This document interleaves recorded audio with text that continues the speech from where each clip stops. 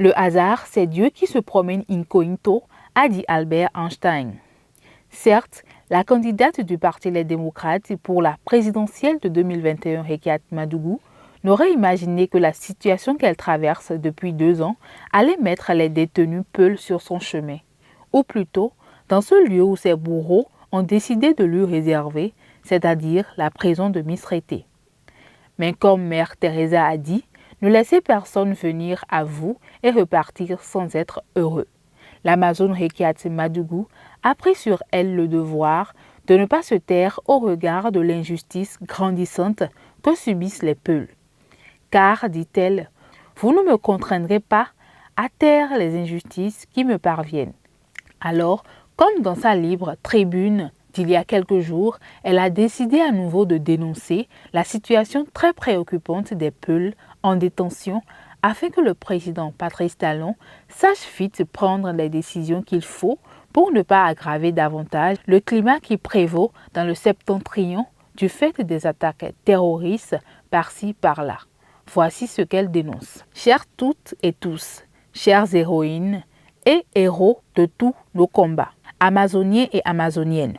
Comme je vous l'annonçais dans mon post antérieur intitulé « Attention aux dangers des stigmatisations religieuses ethniques relatifs notamment au mauvais traitement infligé aux Peuls des prisons du Bénin, surtout à la prison civile de Misrété, des représailles sur mes conditions de détention, déjà délétères, n'ont pas tardé à se manifester.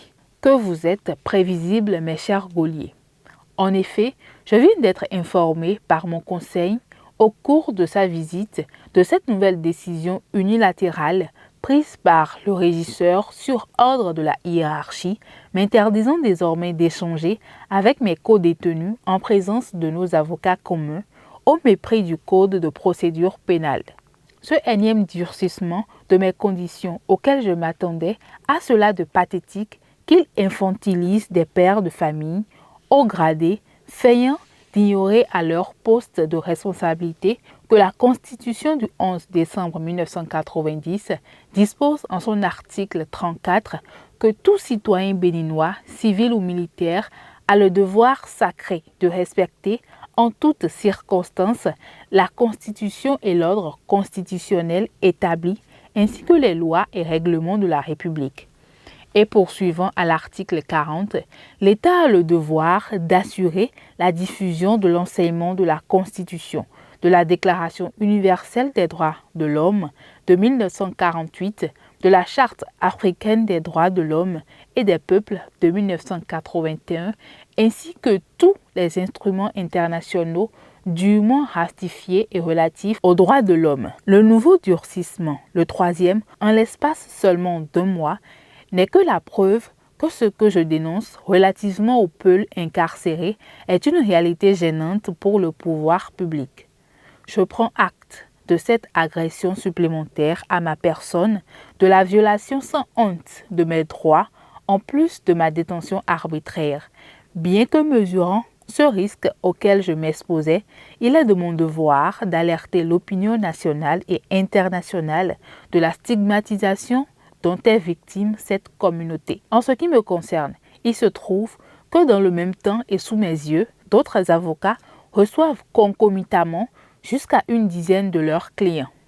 Les détenus hommes reçoivent leurs amis, collègues et proches sans distinction aucune et sans exigence de permis de visite à la guérite d'accès, alors même qu'il m'est imposé une autorisation spéciale du procureur spécial sur la base d'un décret de l'Antiquité politique du Bénin plus vieux que moi.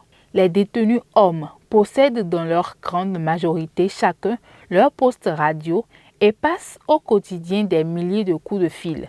Certains parmi eux continuant même de commettre des infractions depuis la prison. Pendant que je suis privé du droit à l'information et à la communication, les autorités de mon pays ont poussé l'unanimité jusqu'à m'interdire de téléphoner à mes enfants et ce depuis 2 ans. D'ailleurs, en sus, depuis 20 mois, il m'est refusé un bilan spécial qui m'avait été fortement prescrit par un médecin généraliste après l'épisode de ma crise respiratoire en détention. Également, Depuis bientôt une année, mon médecin spécialiste, suite à une autre crise de santé, a instantanément recommandé un bilan spécial dans une clinique de la place disposant du matériel adéquat.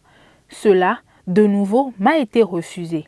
Pendant ce temps, l'opinion publique a suivi comment l'on organise savamment, à travers de fallacieuses hospitalisations, des évasions d'amis politiques ou de détenus de droit commun avec des compromissions avérées au sein de l'administration carcérale. Constitution béninoise de 1990, article 36. Chaque Béninois a le devoir de respecter et de considérer son semblable sans discrimination aucune et d'entretenir avec les autres des relations qui permettent de sauvegarder, de renforcer et de promouvoir le respect, le dialogue et la tolérance réciproque en vue de la paix et de la cohésion nationale.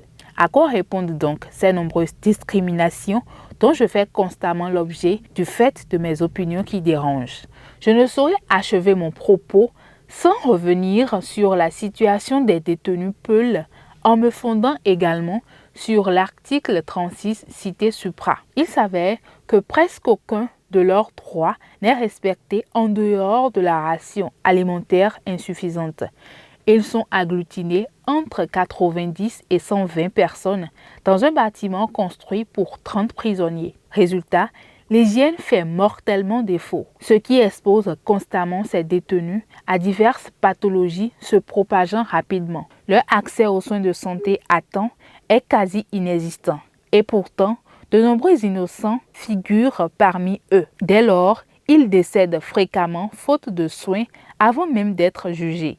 La plupart d'ailleurs ne disposent pas d'avocats. On dénombre même parmi eux des handicapés mentaux ou carrément des fous. C'est à se demander comment des fous cliniquement constatés sont susceptibles d'ourdir des entreprises terroristes. Pire, certains d'entre eux n'ont pas rencontré un seul juge depuis plus de 2 ans. Au regard de tout ce qui précède, 1.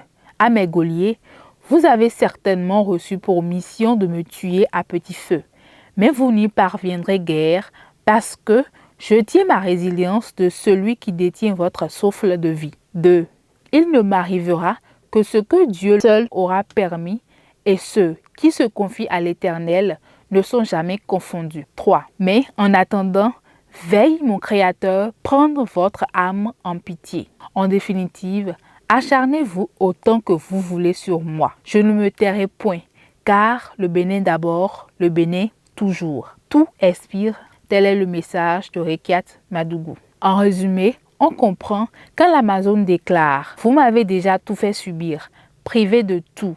La seule chose qui vous reste à faire est de m'ôter la vie. » Car dès que quelqu'un comprend qu'il est contraire à sa dignité d'homme, d'obéir à des lois injustes, aucune tyrannie ne peut la servir. Cette citation de Gandhi reflète aujourd'hui le combat de Rekiat Madougou. Plus rien n'étonne l'Amazone parce que, consciente que la prison fait de grands hommes et de grandes femmes comme Nelson Mandela et Aung San Suu Kyi, allez y comprendre. De toute façon, nul ne peut empêcher le soleil de briller.